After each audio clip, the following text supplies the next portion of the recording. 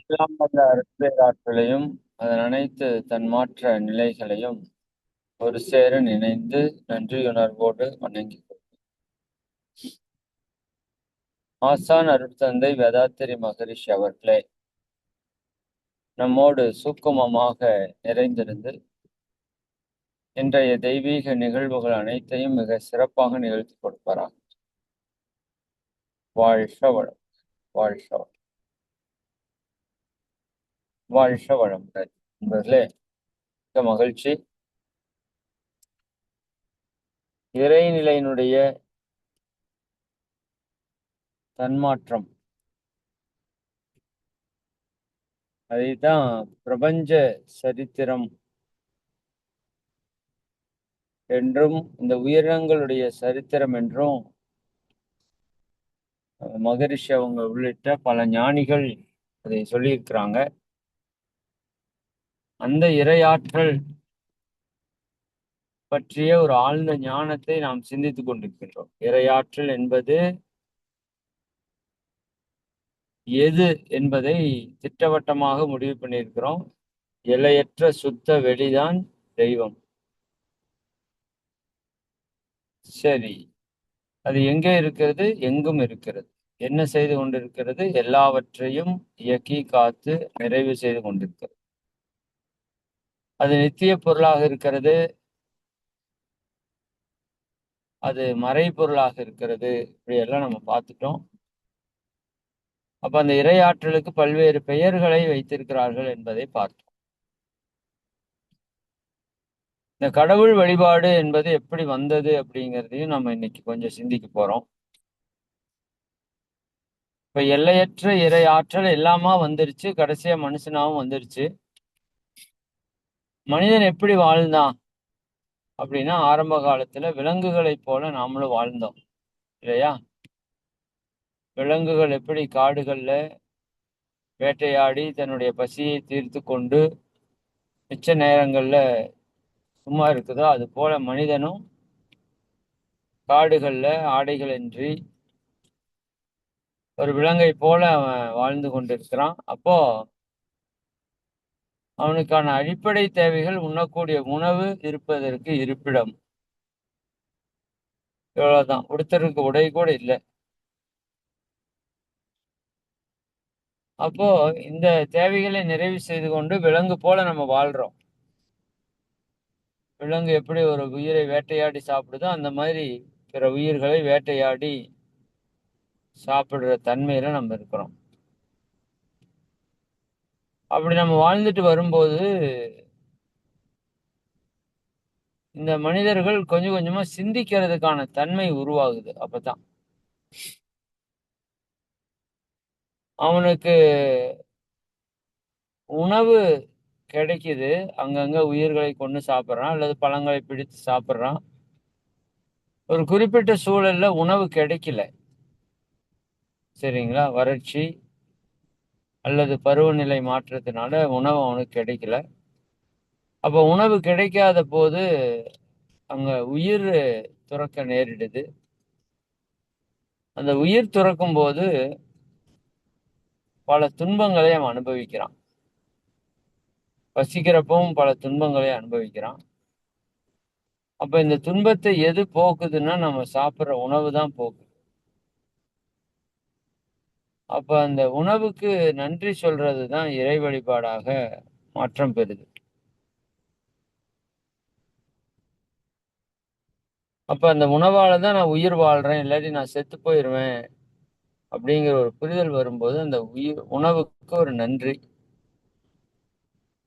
இதனால ஒரு வழிபாடானது அங்க தொடங்கப்படுது. அதே போல இந்த உணவு எங்கிருந்து கிடைக்குதுன்னு பார்த்தா தாவரத்திற்கு நன்றி சொன்னான், தாவரத்தை வணங்குறான். இந்த தாவரம் எங்கிருந்து வருது அப்படின்னு பார்த்தான். இந்த நிலம் இருந்தால்தான் தாவரம் வருதுன்னு புரிஞ்சுக்கிட்டான். அப்ப நிலத்தை வணங்கினான். வெறும் நிலத்தினால் மட்டும் தனக்கான தேவை நிவர்த்தி செய்யப்படுவதில்லை. நீர் ரொம்ப ரொம்ப முக்கியமானதுன்னு புரிஞ்சுக்கிட்டான். ரொம்ப நாள் இதெல்லாம் எடுக்கிறது, பல 100 1000 ஆண்டுகள் ஆயிருக்கும் அந்த புரிதலுக்கு வர்றப்ப.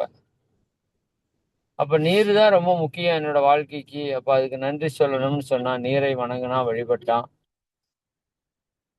அதுக்கப்புறம் கொஞ்ச நாள் கழிச்சுதான் தெரிஞ்சது, இல்ல நெருப்பினுடைய ஆற்றல் ரொம்ப ரொம்ப முக்கியம் அப்படின்னு புரியும் போது நெருப்பை வழிபடுறதுக்கு ஆரம்பிச்சான், வணங்குறதுக்கு ஆரம்பிச்சான். இன்னும் நீண்ட நாள் ஆச்சு இந்த காற்றினுடைய முக்கியத்துவத்தை உணர்றதுக்கு. காற்று இருந்தா தான் உயிர் வாழ முடியும், அதுதான் நம்மளை காப்பாத்திட்டு இருக்குங்கிற புரிதல் அவனுக்கு வர்றதுக்கு பல ஆண்டுகள் ஆயிடுச்சு. அப்ப காற்றினுடைய மேன்மை உணர்ந்து காற்றை நன்றியுணர்வோடு வணங்கினது இறை வழிபாடு. அதற்கப்புறம் விண்ணு. இது இன்னும் ஆழ்ந்த நிலைக்கு செல்லும் போது தியானத்துல உயிர் தான் எல்லாமா இயங்கிட்டு இருக்குதுன்னு புரியும் போது உயிரை வணங்குறது விண்ணை வணங்குவதற்கான வெளிப்பாடு. அது போக சில இடங்கள்ல நிலநடுக்கங்கள் ஏற்பட்டது, அங்க உயிர் துன்பமாச்சு. சில இடங்கள்ல கடல் சீற்றங்கள் ஏற்பட்டது. அப்ப கடலை வணங்கறக்கு ஆரம்பிச்சான். அதுல இருந்து துன்பம் வரக்கூடாதுன்னு நிலத்தை வணங்கறக்கு ஆரம்பிச்சான். பெரும் நெருப்புகள் பற்றி கொண்டு துன்பத்தை ஏற்படுத்தியது நெருப்பை வணங்கினான். அப்ப தன்னை எதெல்லாம் காத்து கொண்டு இருக்கிறதோ அதையெல்லாம் நன்றியுணர்வோடு வணங்குனது ஒரு பக்கம் இறை வழிபாடாச்சு. எதெல்லாம் தன்னை அழிக்கிறதோ அதை பயத்தோட வணங்குறது இன்னொரு பக்கம் இறை வழிபாடாச்சு. அப்ப இப்படி பஞ்சபூதங்களையும் வழிபடுறதுக்கு ஆரம்பிச்சதுதான் இறை வழிபாட்டினுடைய தொடக்கம்.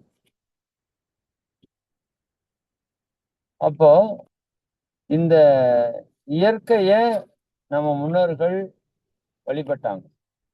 அதுதான் நம்ம வாழ்க்கைய காப்பாத்திட்டு இருக்கு. அது அளப்பரிய சக்தி கொண்டதா இருக்குது. நம்ம உடம்புக்கு உள்ளேயும் வெளியும் எல்லா பொருட்களாகவும் அதுதான் இருக்குது அப்படிங்கிற உண்மையை உணர்ந்த போது அந்த பஞ்சபூதங்களையும் அதனால் உருவான அனைத்து பொருட்களையும் நவக்கோள்களையும் அனைத்தையும் நம்ம வணங்கறக்கு ஆரம்பிச்சோம். அப்ப இது ஒரு விதத்துல சரியானதுதான். ஏன்னா இறையாற்றல் எல்லாத்துலயுமே தான் இருக்குது. இப்படித்தான் இறை வழிபாடு தொடங்கியது. சரிங்களா? அதனாலதான் நம்ம இதுல எல்லாத்தையுமே வழிபடக்கூடிய தன்மை நம்ம கிட்ட இருக்கும். எல்லா உயிர்களையும் நம்ம வழிபடுவோம். இது உயர்ந்தது தாழ்ந்ததுன்னு இல்லாம எல்லா உயிர்களுக்கும் ஏன் வழிபாடு அப்படின்னா எல்லாமே இறையாற்றல் தான் அந்த உயிர்களாக மலர்ச்சி பெற்றிருக்குதுங்கிற உண்மைதான். அப்போ இதெல்லாம் உணர்ந்து வரும்போது தியானத்துல எல்லாம் ஆழ்ந்து செல்லும் போதுதான் இந்த ஒற்றை தத்துவம் மெய்ப்பொருள் தான் அனைத்துமாக இருக்கிறது அப்படின்னு உணர்ந்துட்டாங்க. அது உணர்ந்ததுக்கு அப்புறம் தான் இந்த இறை வழிபாடு ஒரு முழுமை பெறுது. இப்ப எல்லாவற்றையும் இறையாகத்தான் உணர்ந்துட்டு இருக்கிறோம், வணங்கிட்டு இருக்கோம். பட் அதெல்லாம் முழுமையான இறையான்னு கேட்டா இல்லை. இறையினுடைய பின்னம், இறையினுடைய ஒரு சிறு பகுதி. அப்ப முழுமையான இறையாற்றல் எதுன்னா எல்லையற்ற பெருவெளிதான்.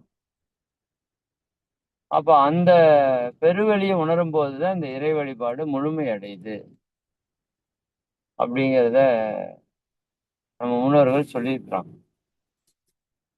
சரி, இப்போ இந்த இறை வழிபாட்டுல உச்ச நிலையில நம்ம இருக்கிறோம். தியானம் தான் இறை வழிபாட்டினுடைய உச்ச நிலை. இறை வழியில் நாம் நடப்பதற்கான ஒரே வழி தியானம் தான். அப்ப அந்த தியானத்தினோட உயர்ந்த நிலையில நம்ம சுத்த வெளியோட இணையிறோம். இந்த சுத்த வெளியோட இணைகிறது தான் மனித வாழ்க்கையோட இலக்கு அல்லது தியானத்தினுடைய இலக்கு. சரிங்களா? சரி, அப்போ அந்த சுத்த வெளி எல்லையற்றதாக இருக்குது. அப்படி தன்மை என்ன அப்படிங்கிறத நம்ம நல்லா தெளிவா தெரிஞ்சு வைக்கணும். மகரிஷி ரொம்ப ஆழமா அதை சொல்லியிருப்பாங்க. சுத்த வெளியினுடைய தரம், இறைநிலையின் தரம் 4 விஷயம்.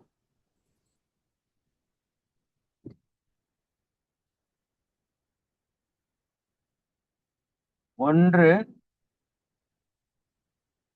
சுத்தவெளி வற்றா இருப்பாக இருக்கிறது அப்படின்னு மகிழ்ச்சி சொல்றாங்க.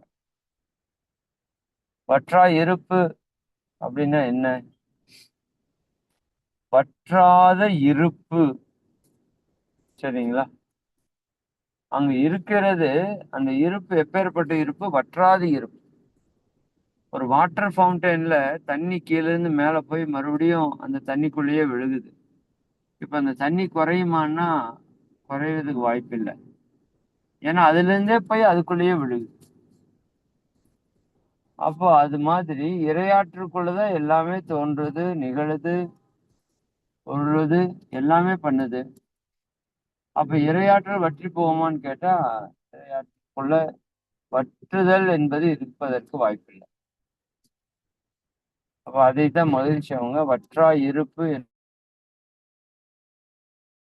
என்ன பொருள் எல்லாம் விளக்கி இருக்கிறாங்க. பெரிய பெரிய கோவில்கள் எல்லாம் அதற்கான தத்துவத்தை விளக்குவதற்கு நிறைய செயல்பாடுகள் செய்து வச்சிருக்காங்க. அதெல்லாம் மறைமுகமா இருக்கு. சரி, அதுலதான் பூரணம் என்ற ஒரு விஷயம். பூரணம் அப்படிங்கிறது என்ன? விநாயகருக்கு பிறந்தநாள் வந்து எல்லாரும் பூரணம் கொழுக்கட்டை செய்வாங்க இல்லையா? பூரணம்ங்கிறது மேல வெள்ளையா இருக்கும், உள்ள இனிப்பா இருக்கும் இல்லையா? அப்ப அந்த இனிப்பா இருக்கிறது பிரபஞ்சத்துக்கு சமமானது, வெள்ளையா இருக்கிறது சுத்தவெளிக்கு சமமானது.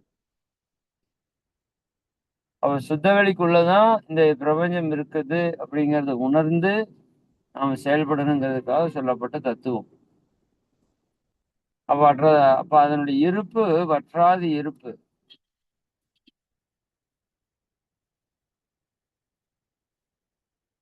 இரண்டாவது பேராற்றல். பேராற்றல்னா என்ன? மிகப்பெரிய ஆற்றல். ஆற்றல் அப்படின்னாலே ஒரு பொருளை தூக்கணும் அப்படின்னு நமக்கு தெரியும். இப்ப தூக்குற நிலைப்பாட்டுல இப்ப நாம ஒரு 10 கிலோ வெயிட் தூக்குறோம் அப்படின்னா நம்ம கை 10 கிலோ வெயிட் தாங்குது. இப்ப நம்ம கை ஸ்ட்ராங்கா, அந்த தூக்குற பொருள் ஸ்ட்ராங்கான்னு மகரிஷி கேட்பாங்க. நம்ம கை தான் ஸ்ட்ராங். இதே 100 கிலோ பொருளை வச்சா நம்மளால தூக்க முடியாது. ஏன்னா அந்த பொருளோட வெயிட் அதிகமா இருக்கு. இப்ப மகரிஷி என்ன சொல்லுவாங்க, அப்போ இந்த பூமியோட வெயிட் எவ்வளவு இருக்கும்?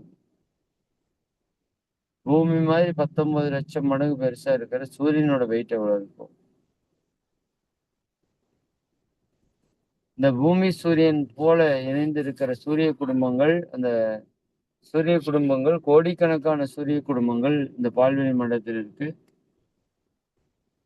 இந்த மாதிரி பால்வெளி மண்டலம் லட்சக்கணக்கில் இருக்கு. இது அத்தனை இணைந்ததுதான் பிரபஞ்சம் அப்படின்னு நம்ம சொல்றோம். நம்ம ஏதோ பிரபஞ்சம்னா ஏதோ குட்டியா ஏதோ ஒண்ணு இருக்குது அப்படின்னு நினைச்சிட்டு இருக்கோம். அப்படி அல்ல. பிரபஞ்சம் வந்து மிக மிக பிரம்மாண்டமானது. மிக மிக பிரம்மாண்டமானது. அப்ப அது எல்லையற்ற ஆற்றலை உடையதாக இருக்கிறது. அப்போ இறை ஆற்றல் இருப்பாக நமக்கு இருப்பதை நாம் உணர முடியும்.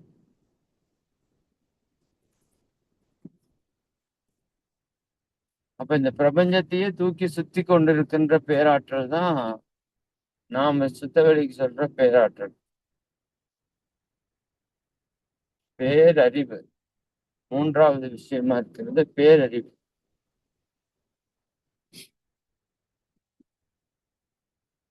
இறையாற்றலுடைய தன்மையில பற்றாய் இருப்பு உங்களுக்கு தெரியும். பேராற்றல் அப்படிங்கிறத நம்ம சிந்திச்சு உணர முடியும். பேரறிவையும் நம்ம சிந்திச்சு உணர்ந்துக்கலாம். நான் உங்களுக்கு ஏற்கனவே சொல்லியிருக்கிறேன். இறையாற்றலோட அறிவு ஒவ்வொரு பொருளிலும் ஒவ்வொரு செயலிலும் கொண்டே இருக்கிறது. ஒவ்வொரு சின்ன சின்ன விஷயத்திலையும் அந்த இறையாற்றல் தன்னோட அறிவை வந்து பயன்படுத்துது. இப்ப இறைநிலை தான் விண் முதல் மனிதன் வரை அனைத்துமா வளர்ச்சி பெற்றிருக்கிறதுனால அனைத்திலுமே அந்த பேரறிவு இருக்குது. அதனாலதான் அதற்குள்ள இருக்கிற செயல்பாடுகள் பாத்தீங்கன்னா மிக மிக அதிசயத்தக்க வகையில் இருக்கும்.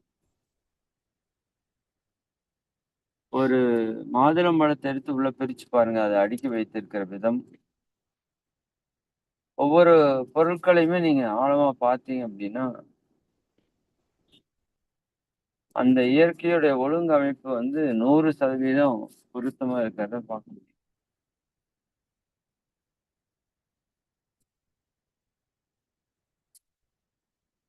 அப்போ அந்த பேரறிவு எங்கும் எல்லா இடத்துலயும் நிறைஞ்சிருக்கு. நம்ம ஒவ்வொரு செயல் செய்யும்போதும் அந்த பேரறிவினுடைய வெளிப்பாட பார்க்க முடியும். குறிப்பாக ஒரு தென்னை மரம் இருக்குது. 60 அடி உயரம் தென்னை மரம்.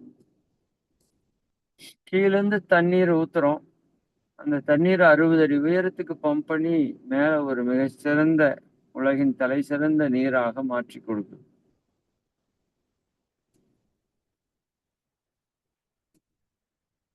அப்ப இந்த அறிவு யாருடைய அறிவு?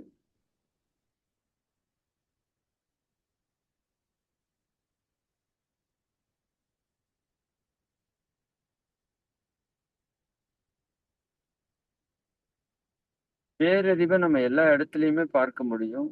ஒவ்வொரு பொருள்லயுமே பார்க்க முடியும். நாம இனிமேல் அப்படி பார்க்கறதுக்கு ஆரம்பிக்கணும். இறை ஆற்றல் தான் அனைத்துமாக ஆகியிருக்கிறது. அப்ப அனைத்து பொருட்களிலும் பேரறிவினுடைய தன்மை உள்ள இருக்கும். நாம கேட்கறதுக்கு தகுந்த மாதிரியான விஷயங்கள அது நமக்கு எடுத்து கொடுக்கும்.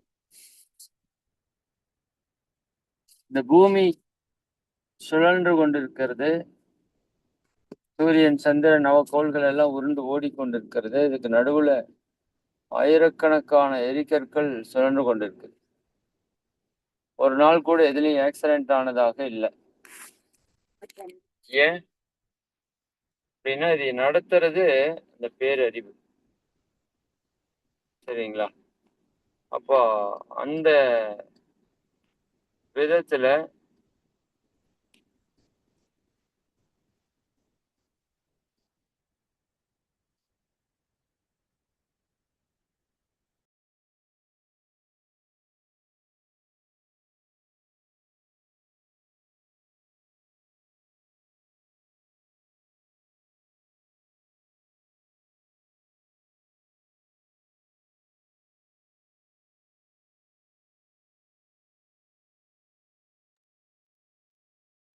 அப்போ அந்த பேரறிவு அப்படிங்கிறத நம்ம எல்லா இடத்துலயும் பார்த்து பழகணும். அது அந்த பாடங்கள் எல்லாம் வரும்போது இன்னும் நீங்க டீப்பா புரிஞ்சுக்க முடியும். இப்பவே நீங்க பார்க்கலாம். ஒரு பூ மலருது அப்படின்னா சரியா ஒரு குறிப்பிட்ட நேரத்துல மலருது. இல்லையா? அது யார் அதுக்கு சொல்லிக் குடுத்தா? இந்த டைம்ல மலரணும்னு.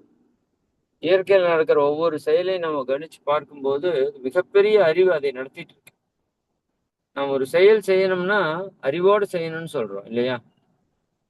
அறிவோட செஞ்சா அந்த செயல் சரியா இருக்கும். அறிவில்லாம செஞ்சா தப்பா வந்துரும். அப்ப இயற்கை எவ்வளவு அறிவோடு இருந்ததுன்னா, இந்த தேன் கூட பாருங்க எவ்வளவு அற்புதமா கட்டியிருக்கு. அதுக்கு எவ்வளவு அறிவு இருக்கணும் இல்லையா? இந்த பலாச்சுளை எவ்வளவு அற்புதமா அடுக்கி இருக்கு. யோசிக்கணுமா இல்லையா நம்ம?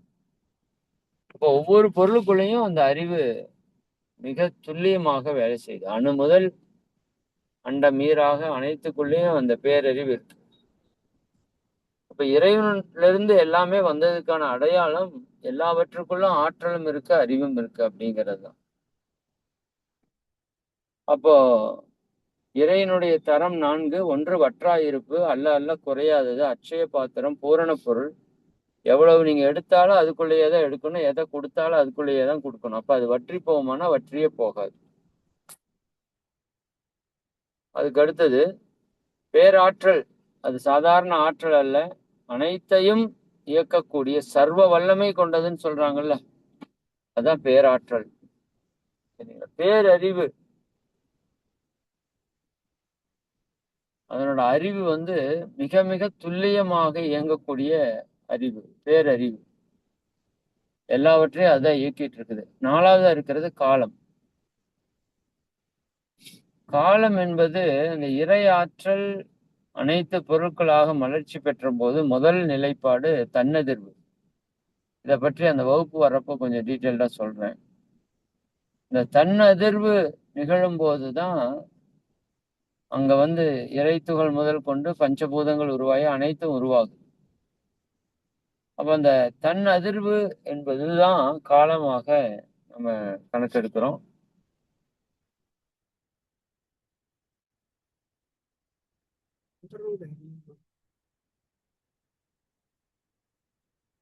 காலம் காலம் என்பது கண் சிமிட்டும் நேரம் என்று சொல்லுவாங்க. கணக்கில்லை 2 அதிர்வுக்கு இடை உள்ள தூரம் அப்படின்னு சொல்லுவாங்க. காலம் அப்படிங்கிறது ஒரு கண் சிமிட்டுற நேரம். இது 2 அதிர்வுக்கு இடையில இருக்கிற நேரத்தை கணக்கிடுறது ரொம்ப சிரமம். ஏன்னா அது அவ்வளவு நுண்மையான அதிர்வை கொண்டது. அப்போ ஒரு அதிர்வுக்கும் இன்னொரு அதிர்வுக்கும் இடைப்பட்ட நீளத்தை காலம் என்று சொல்கிறோம். ஒவ்வொரு பொருளும் காலத்தினுடைய நிர்ணயத்துல தான் இயங்கிக் கொண்டிருக்குது. எல்லா பொருளுக்கும் ஒரு குறிப்பிட்ட காலம் இருக்கு. நமக்கு ஒரு 120 ஆண்டு காலம் என்பது போல அணு முதல் அனைத்து பொருட்களுக்கும் ஒரு குறிப்பிட்ட காலம் இருக்கிறது. இரையாற்றல் கால எல்லைக்கு அப்பாற்பட்டது. இரையாற்றலிருந்து தோன்றிய அனைத்துமே கால எல்லைக்கு உட்பட்டது. அதைத்தான் காளி காலன் என்று கால பைரவர் என்று நம்ம வணங்கிட்டு இருக்கோம். சரிங்களா? சரி. அந்த விதத்துல இந்த 4 தன்மையும் இறைவனுடைய தன்மை என்பதை நம்ம புரியணும். சரிங்களா? ஏன்னா இறைவன் எங்க எப்படி என்னன்னு தெளிவா தெரியல அப்படின்னா அந்த நிலையை நம்ம சிந்தித்து உணர்றது ரொம்ப கஷ்டம். இறைவன் எங்கேயோ இருந்து நம்மளை காப்பாத்திட்டு இருக்கான்னு நினைச்சிட வேண்டாம். இறைவன் எல்லா இடத்துலயும் இருக்கிறான். அவன் பேரறிவும் பேராற்றலும் உடையவன். அவன் வற்றாய் இருப்பாக காலமாக இருக்கிறான். வற்றாயிருப்பு பேராற்றல் பேரறிவு காலம் என்ற வளம் 4ம் ஒன்றிணைந்த பெருவெளியே தெய்வமாம். அது பெருவெளியாக இருக்கிறது. சரிங்களா? அதுல இருந்துதான் எல்லாமே உருவாச்சு. இப்ப அது அசையாம இருக்கிறதால சிவம்னு சொன்னோம். அசைஞ்சதால அதுக்கு சக்தின்னு சொன்னோம். சிவமும் சக்தியும் சேர்ந்து இயங்குனதுல வந்ததுதான் பஞ்சபூதங்கள். விண்ணு காற்று நெருப்பு நீரு நிலம். பஞ்சபூதங்கள் விநாயகர்னு சொன்னோம். அந்த இடத்துல காந்த ஆற்றல் அழுத்தம் ஒளி சுவை மனம் மனிதனிடம் வரும்போது மனமாகவும் இயங்குகிறதுன்னு பார்த்தோம். அதைத்தான் ஆறுமுகம்னு சொன்னோம். சரிங்களா? இப்படி ஒவ்வொரு விஷயத்தையுமே நம்ம வந்து டீட்டெயில்டு பண்ணி கொண்டு போக முடியும். விஷ்ணு கையில சங்கு சக்கரம் இருக்கிறது நீங்க பார்க்கலாம். அப்ப இறை ஆற்றலே விண்ணாக மலர்ச்சி பெற்றுச்சு. இப்ப விண்ணு என்ன பண்ணும்? சுழலக்கூடிய தன்மை கொண்டது. சக்கரம் விண்ணு சுழலும் போது அதுக்கு அடுத்த நிலையில அது சப்தமாக மலர்ச்சி பெறுகிறது. அதைத்தான் சங்கு என்பதை உதாரணமாக சொன்னாங்க. உயிர்கள் எங்க முதல்ல தோன்றியிருக்கும்னா நீர்ல இருந்து தான் தோன்றியிருக்கும். அதனால நரன் பிளஸ் அயனம் நாராயணம் என்ற ஒரு வார்த்தை. நாராயணன் நீரிலிருந்து உயிர்கள் தோன்றியது. அதனாலதான் அவரு பார்க்கடல்ல படுத்துட்டு இருப்பாரு. சரிங்களா? மீனை முதல் அவதாரமா காட்டியிருப்பாங்க. இதெல்லாம் நான் பின்னாடி 10 அவதாரங்களை பத்தியும் பேசுவோம். மீன் முதல் அவதாரம்னா மீனுக்கு 5 அறிவு. அது எடுத்தோடனே முதல் அவதாரமா வர்றதுக்கு வாய்ப்பு இல்லை. பட் புரிதல் என்னன்னா அதுல இருந்துதான் நீரிலிருந்து தான் எல்லா உயிரும் தோன்றி இருக்கிறது அப்படிங்கிறது இன்னைக்கு விஞ்ஞானம் முதற்கொண்டு எல்லாமே ஏற்றுக்கொள்கிறது. அதை உணர்த்துறதுக்கு தான் மச்சவதாரம் என்று வைத்தார்கள். அதுக்கப்புறம் கூர்ம அவதாரம், வாமன அவதாரம் என்று ஒவ்வொரு அவதாரமாக நம்ம அந்த அவதாரத்து விளக்கத்தை நம்ம ஒரு தனி நாள் பார்ப்போம். அப்ப இதுல புரிஞ்சுக்க வேண்டியது என்னன்னா விஷ்ணு கையில் இருக்கிற சங்கு என்பது ஒளியினுடைய வெளிப்பாடு. இறைவன் ஒளிமயமானவன் என்று அர்த்தம். சக்கரம் என்பது சுழற்சியினுடைய வெளிப்பாடு. இறைவன் விண்மயமானவன். இப்படி ஒவ்வொரு விஷயத்துக்குள்ளேயும் ஆழமான உண்மைகள் இருக்குது. சரி, அப்ப இறை ஆற்றல் 4 தன்மையுடையது. அந்த 4 தன்மையினுடைய வெளிப்பாடுதான் இந்த பிரபஞ்சத்தில் இருக்கிற அனைத்து பொருட்களும். அப்போ அந்த தன்மை நமக்குள்ள முதல் கொண்டு எல்லாத்துக்குள்ளேயும் இருக்கிறத நம்மால உணர முடியும். சரி, இப்ப தரம் பார்த்துட்டோம். அடுத்தது வகுப்புல திறம். அது எப்படி அனைத்துமாக மாறுச்சு? திறம் 3 தன்மாற்றம், இயல்பூக்கம், கூறுதலறம் என்று சொல்லக்கூடிய 3 நிலைப்பாடுகள்ல அது எப்படி மாற்றம் அடைஞ்சதுங்கிறத நம்ம அடுத்த வகுப்புல முழுமையா சிந்திப்போம். அருட்பேராற்றல் கருணையினால் நீங்களும் உங்கள் அன்பு குடும்ப உறுப்பினர்கள் அனைவரும் உடல் நலம், நீளாயுள், நிறை செல்வம், உயர் புகழ், மெய்ஞானம் ஓங்கி வாழ்க வளமுடன்.